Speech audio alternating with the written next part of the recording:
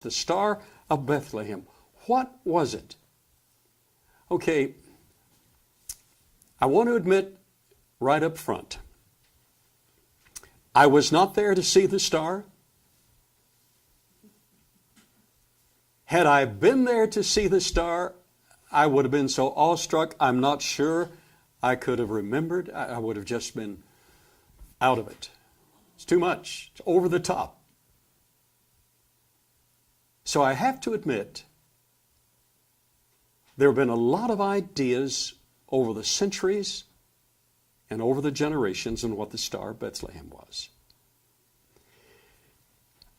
But I think, personally, the answer I'm going to give you, for my own satisfaction, is the best answer to what the Star of Bethlehem really was. Some years ago, David Bassett gave me for a Christmas present a book that Dr. Henry Morris had recommended. Dr. Morris said, I've used other considerations, but this, I think, is the ultimate explanation for the star. And the book is, you may want to pick this book up. The book is The Star That Astounded the World by Ernst Martin.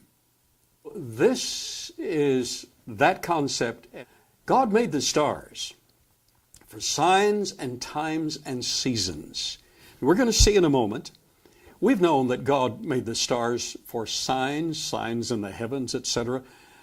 But what if God combined those signs at a particular time through a seasonal progression? I think it would be pretty important. That's what we're going to see in a moment. There shall come a star out of Jacob. Wow, this one that's more significant than the rest of the stars, at least for that period of time.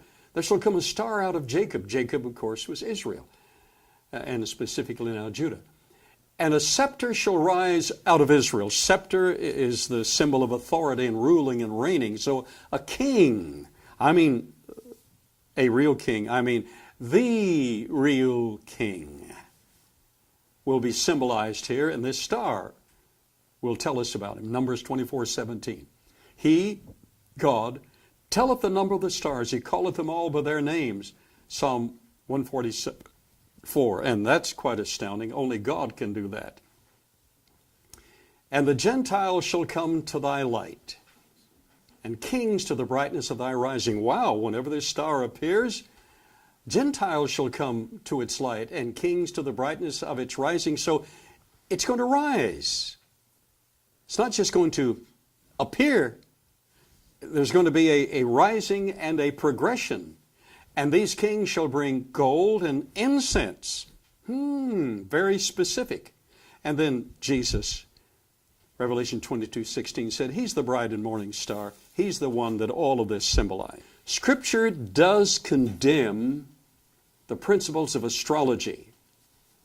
And Matthew was not endorsing such practices. While the Magi were astrologers with its inherent potential for misrepresentation, the Magi were not writing Scripture.